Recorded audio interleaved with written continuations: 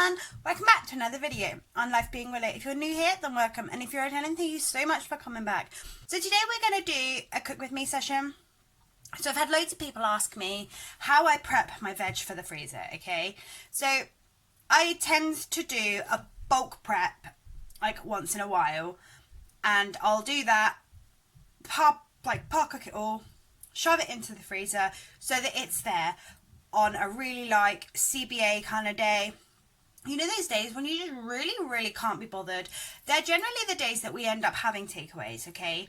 They're the days that we just F it all, and actually we could probably use some vegetables. Do you know what I mean? Like, I personally, when my body needs the, you know, the vitamins and the minerals and things like that, is when I go for junk, because I just can't be bothered. So having vegetables pre-prepped in the freezer is actually a lifesaver, okay? So I have been to Tesco's today. Usually I would buy swede and carrot diced mix, a bag kind of like this sort of size of swede and carrot, like just diced together. However, they didn't have any. So I had to get carrot batons, so I bought 3 bags of carrot batons because I want to do some carrot chips as well. So what I will do is I will dice some of these carrots and I will mix it with some of my swedes. So I bought 4 halves of swedes, so 2 whole swedes. And obviously I hate chopping a swede because it's just so difficult to do. However, they didn't have any pre-chopped swedes, so I'm going to have to go old school and like peel and prep a swede, which I'm really not feeling, but hey, let's do it anyway because I've run out of swede in my freezer. So I use generally the diced swede. Obviously I'll dice that with carrots, put it in the steamer together for swede and carrot mash. I also make swede chips. Swede chips are amazing, and I am going to show you how to make them, and they're super easy as well. Like, just, yeah, so I'm going to make some of those. I'm also going to make some parsnip chips. So I bought like 3 bags of parsnips to do the same with, which obviously I've got to slice and dice, not dice, peel and slice. I also bought a butternut squash. This is quite a large butternut squash. I hate peeling a butternut squash. Prefer to get it, again, diced, but didn't have any, so looks like we're going old school with that too. So I'm going to show you how to make these things and how I prep the vegetables, and yeah, let's go away with it. So first off, I've decided we're going to do the carrots. Okay, so here I've got my steamer tray 1. So obviously the carrots are really easy. It is just a simple case of chucking the bag into the thing. So that's your carrots, pop those onto your steamer thing, onto your tiers. Next, I am going to slice and chop my swede.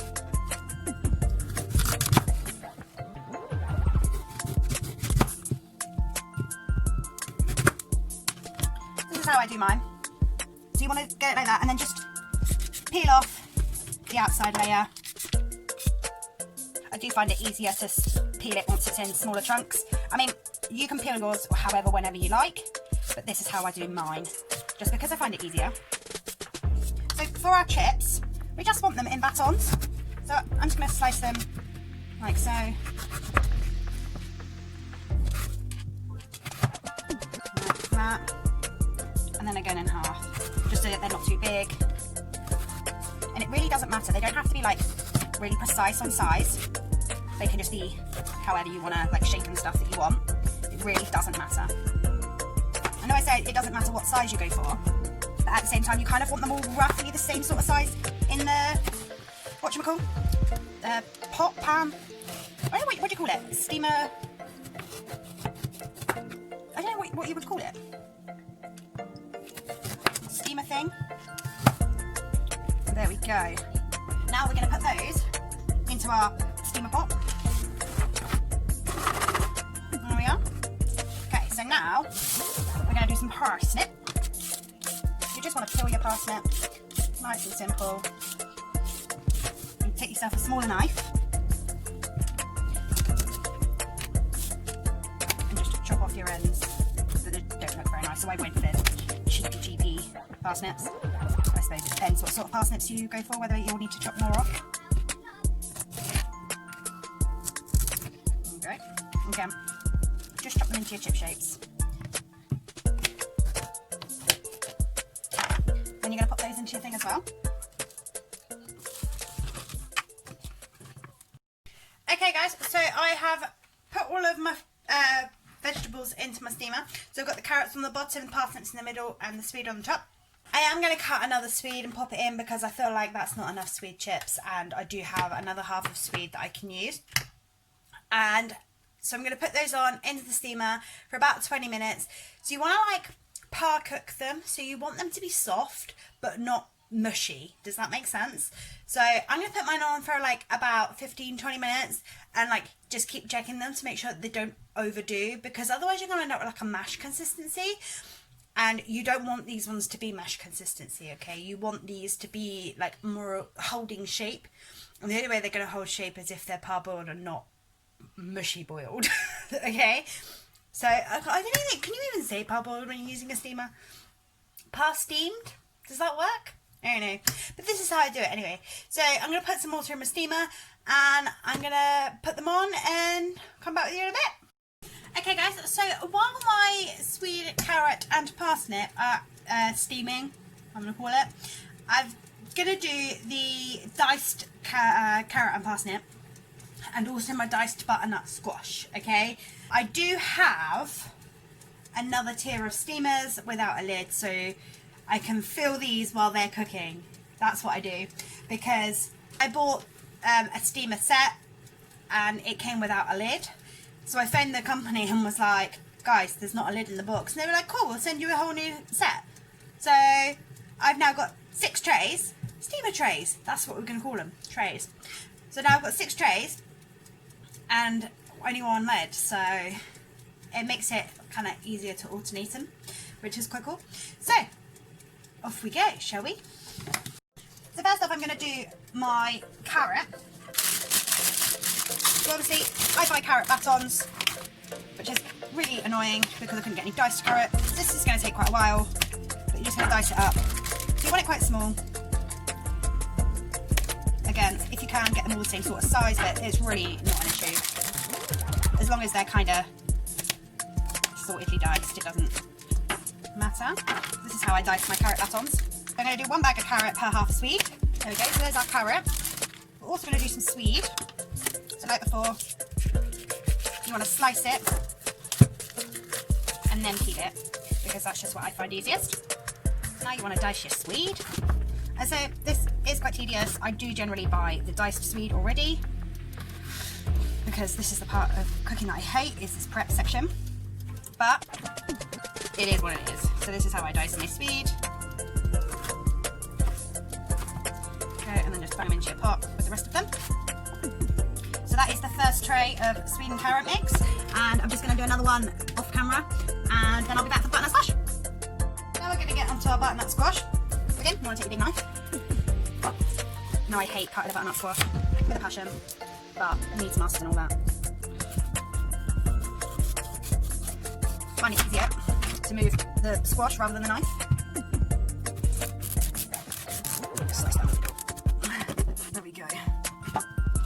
There is a bunch of seeds in the middle, so you will need to take a teaspoon, and then just a bit like a pumpkin, get all the seeds out.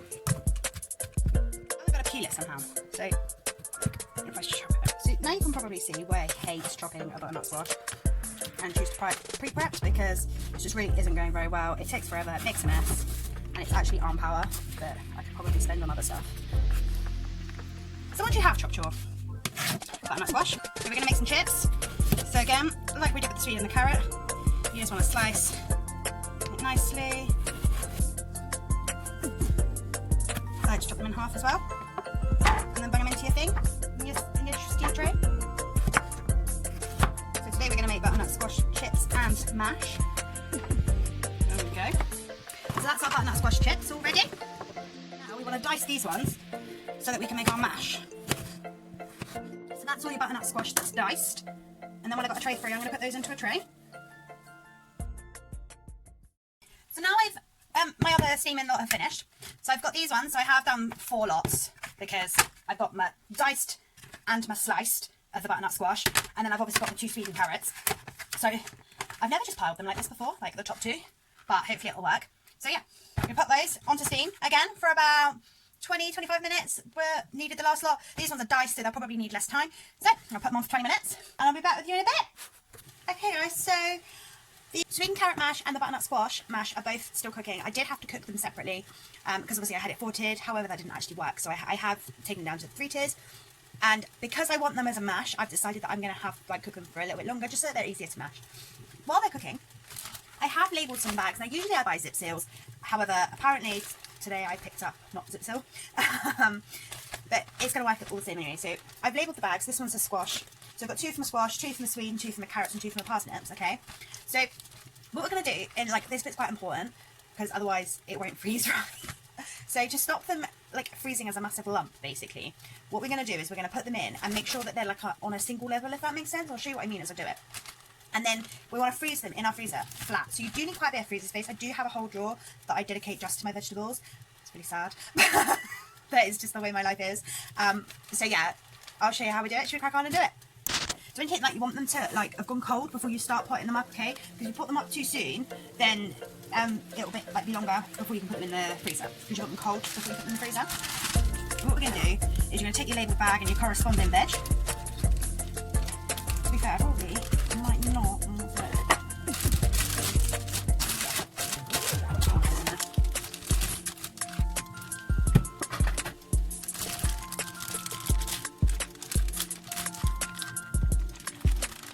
Do it up. You'll leave a little gap. It says a little bit that's tried to escape in there as well. So yeah, leave yourself a little gap, and then you're just going to smidge them all out. So this is partly another reason why you don't want them like too mushy, because if they're too mushy, then they don't. When you're doing this bit, they just mush up and yeah, go into like a mash type thing, which we don't really want. There's probably again a more effective way of doing this. This is the way that I used to do it. So once you've got all your bits in there, you're just going to squeeze the air out. You're going to grab a straw, leave your little gap, and then just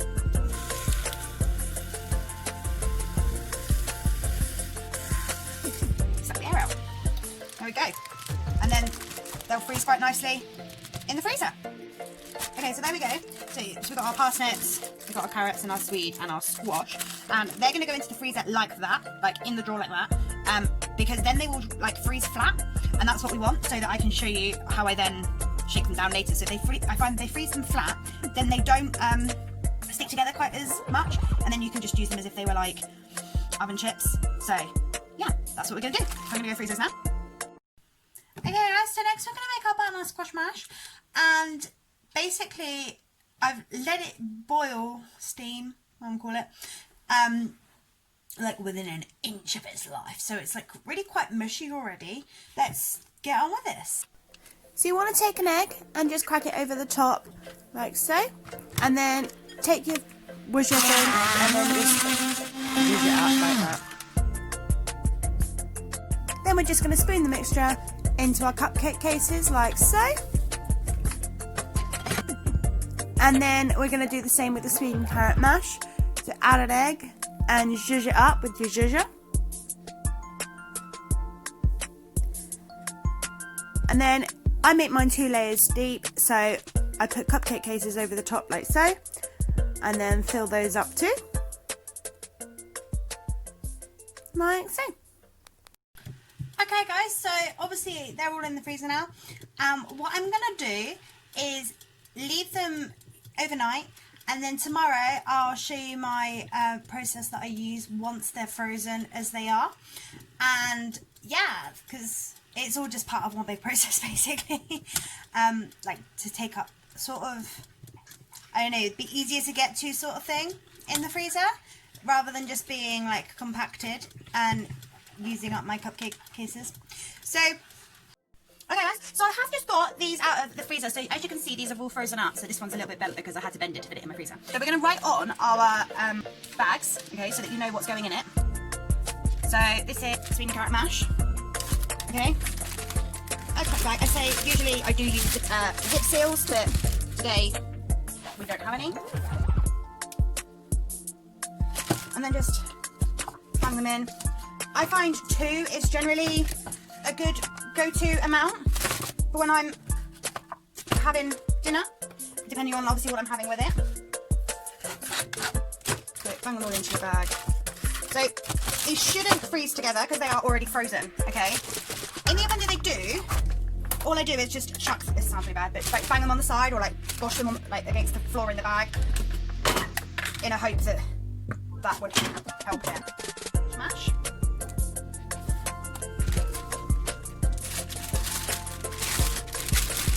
Now you can put dates on them as well if you're, you know, as up to date in your freezer.